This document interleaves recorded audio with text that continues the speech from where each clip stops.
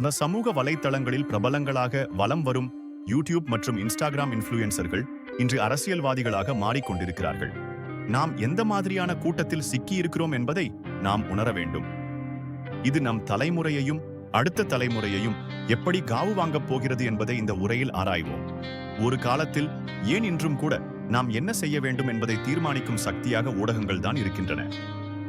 தொடர்ந்து ஊடகங்களில் அவர்களுடைய கருத்துக்களை பரப்பி நம்மை மூளைச்சலவை செய்து கொண்டிருக்கிறார்கள். நாமும் இதை உண்மை என்று நம்பி அவர்கள் சொல்லும் பொருட்களை வாங்குகிறோம். அவர்கள் நல்லவர்களாக காட்டும் நபர்களை நல்லவர்கள் என்று நம்பி அவர்களை உயர்ந்த பதவிகளில் அமர்த்தி விடுகிறோம். இதன் விளைவாக தவறான பொருட்களை உண்டு பல நோய் சிக்கல்களுக்கு ஆளாகி உயிரை இழக்கிறோம். இவர்கள் கூறியவர்களை நல்லவர்கள் என்று நம்பி நமது பொருளாதாரம் மற்றும் நிம்மதியை இழந்து நிற்கிறோம். இவர்களை விட மிக ஆபத்தானவர்களாக யூடியூப் மற்றும் இன்ஸ்டாகிராம் இன்ஃப்ளூயன்சர்கள் மாறிக்கொண்டிருக்கிறார்கள். இவர்களிடம் கவனமாக இல்லையெனில் நாமும் நம் தலைமுறையும் சிக்கலில் சிக்கிக்கொள்ளும் அபாயம் உள்ளது. அப்படி என்ன ஆபத்து என்று நீங்கள் கேட்பது புரிகிறது. அதை பற்றி இப்போது பார்ப்போம். கடந்த காலங்களில் ஆன்லைன் சூதாட்டம் பரவலாக இருந்ததை நாம் கண்டோம். டிவி மற்றும் சமூக ஊடகங்களில் பிரபலமான நடிகர்கள், யூடியூப் மற்றும் இன்ஸ்டாகிராம் பிரபலங்கள் இதை விளம்பரம் செய்தார்கள். நம்மில் பலர் அவர்கள் விளம்பரங்களில் சொல்வது உண்மை என நம்பி ஆன்லைன் சூதாட்டத்திற்கு அடிமையாகி பணத்தை இழந்தோம். பலர் தற்கொலை செய்து கொண்டதையும் கண்டிருப்போம் அல்லது செய்திகளில் கேட்டிருப்போம். ஆனால் விளம்பரம் செய்த எந்த நடிகர்களோ, யூடியூப், இன்ஸ்டாகிராம் பிரபலங்களோ ஆன்லைன் கேமிற்கு அடிமையாகி பணத்தை இழந்து தற்கொலை செய்து கொண்டதாக செய்திகள் உண்டா? இல்லை. இதுவே அவர்களின் சுயநலத்தை வெளிப்படுத்துகிறது. இப்பொழுது அடுத்தபடியாக இளைஞர்களையும் குடும்ப பெண்களையும் ஆபாச வலயத்தில் சிக்க வைக்கும் யூடியூப் மற்றும் இன்ஸ்டாகிராம் இன்ஃப்ளூயன்சர்களின் செய்கை வருத்தத்தையும் பயத்தையும் ஏற்படுத்துகிறது. ஆம், ஆபாச செயலிகளை, அது ஏற்படுத்தப் போகும் ஆபத்தான விளைவுகளை தெரிந்தும் தங்களின் வருமானத்தை மட்டுமே மனதில் வைத்துக் கொண்டு விளம்பரம் செய்கிறார்கள். இதன் விளைவாக இவர்கள் கூறுவது உண்மை என நம்பி இளைஞர்களும் குடும்ப பெண்களும் இந்த ஆபாச செயலிகளில் சிக்கி தங்களின் வாழ்க்கையை இழந்து கொண்டிருக்கிறார்கள். உதாரணமாக பிரண்ட்ஸ் ஆப் போன்ற செயலிகள். இதில் பெண்கள் எளிதாக வருமானம் ஈட்டலாம்.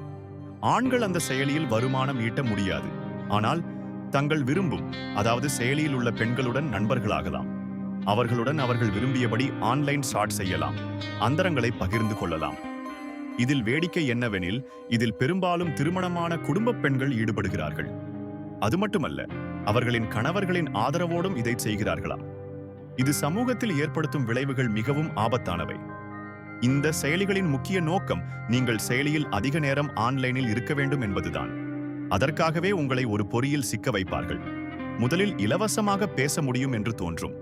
ஆனால் சில நிலைகளுக்கு பிறகு சாட் தொடர காயின்ஸ் வாங்க வேண்டும் என்று பாப்அப் வரும். அந்த காயின்ஸ் வாங்குவது 100 ரூபாயிலிருந்து 1000 ரூபாய்க்கு மேல் வரை போகும். மெதுவாக அது ஒரு பணப்பொறியாக மாறிவிடும். இதுல இன்னொரு பெரிய ஆபத்து என்னவென்றால் தரவு தனியுரிமை. நீங்கள் பதிவேற்றும் புகைப்படங்கள், வீடியோக்கள், வாய்ஸ் நோட்ஸ் எல்லாமே சர்வரில் சேமிக்கப்படும். இவை பின்னர் மிரட்டல் அல்லது தவறாக பயன்படுத்தப்பட வாய்ப்பு அதிகம்.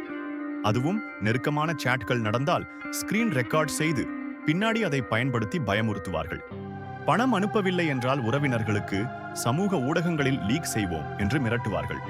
இதனால் பண நஷ்டம் மட்டுமில்லாமல் மன அழுத்தம், பதட்டம், மனச்சோர்வு எல்லாமே வரும். மிக மோசமான நிலை அடிமையாதல். ஆரம்பத்தில் சும்மா டைம் பாஸ் என்று ஆரம்பித்தது.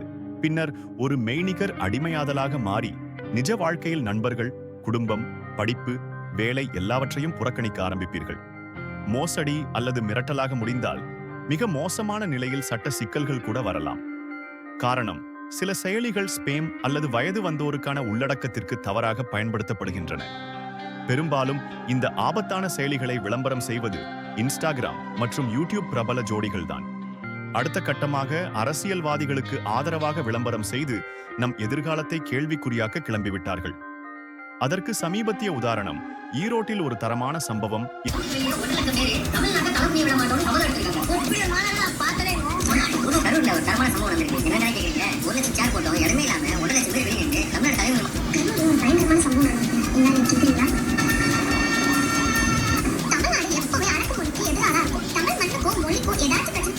கரூர்லயே தரமான சம்பவம் நடந்துச்சு. என்னன்னு கேக்குறீங்களா? 1 லட்சம் பேருக்கு ஷேர் போட்டு 1 லட்சம் பேர் ஒன்னா கூடி கிரவுண்ட் கப்பலுக்கான ஏற்கனவே தெரியுமா? ஐயோ, இப்படி ஒரு விழாவா? நானே ஆடி போயிட்டேங்க. அதுவும் மாவட்டத்துல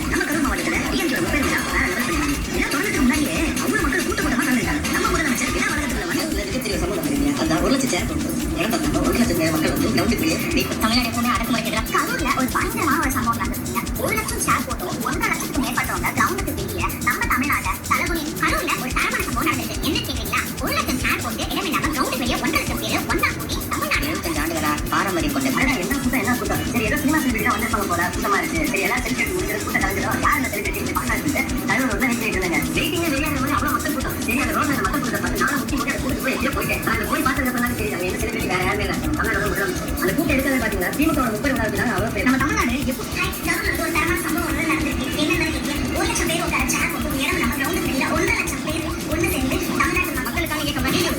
விழா வந்த மாதிரி ஆறு போட்டாங்க. கரூர்ல வந்து 30 விழா நடந்தது. வேற லெவலில் பண்ணிருந்தாங்க. அந்த விழா வந்து ஆறு மாதிரி மக்கள் வந்து புட்டு கலந்துக்காங்க. ஈஸ்வர் மாதிரி சரியான கூட்டம். அதனால ரீசெண்டா கரூர்ல தரமான சம்பவம் ஒன்று நடந்தது. என்ன கேட்கறீங்களா? 1 லட்சம் பேருக்கு சேர் போட்டு கிரவுண்டுக்கு வெளியே 1 லட்சம் பேர் நின்று தமிழ்நாட்டு தலைமுடி விட மாட்டோம். தமிழ்நாடு எப்பவுமே அடக்குமுறைக்கு எதிராக தான் இருக்கும். தமிழ்நாடு எப்பயுமே அடக்குமுறைக்கு எதிராக தான் இருக்கும். கரூர்ல திமுகவோட 30 விழா வந்து நேற்று நடந்திருக்கு. இந்த பிரம்மாண்டமான விழால முதலமைச்சர் வந்து பயங்கரமா அனல் பறக்க பேசியிருக்காரு. இனிமேல் முதலமைச்சர் பயங்கரமான சம்பவம் நடந்திருக்கு. 1 லட்சம் சேர் போட்டு இடம் இல்லாம 1 லட்சம் பேர் கிரவுண்டுக்கு வெளியே நம்ம தமிழ்நாட்டு தலைமை நம்ம கரூர்ல ஒரு தரமான சம்பவம் நடந்திருக்கு. என்ன கடந்த தினங்களுக்கு முன் கேள்விப்பட்டிருப்போம். இன்னும் ஒரு படி மேலே சென்று அவர்கள் நினைத்தால் ஒருவனை ஹீரோவாக மாற்ற முடியும். அவனையே அடுத்த நாளில் தேச துரோகி, வெளிநாட்டவர்களின் கைகூலி என்று நம்மை நம்ப வைக்கவும் முடியும். அதன் சமீபத்திய உதாரணம்தான் KPY பாலா போன்றவர்கள். பொழுதுபோக்கை பொழுதுபோக்காக மட்டும் பார்த்துவிட்டு விட வேண்டும். அதை விட்டுவிட்டு நடிகர்களையோ யூடியூப், இன்ஸ்டாகிராம் பிரபலங்கள் சொல்வதை நம்புவதும் அவர்களை தலையில் தூக்கி வைத்து கொண்டாடுவதும் வாழ்க்கையை மேம்படுத்தாது. அது வாழ்க்கையை நாசமாகத்தான் மாற்றும். Subscribe Lens View. Lens View. Beyond the spotlights.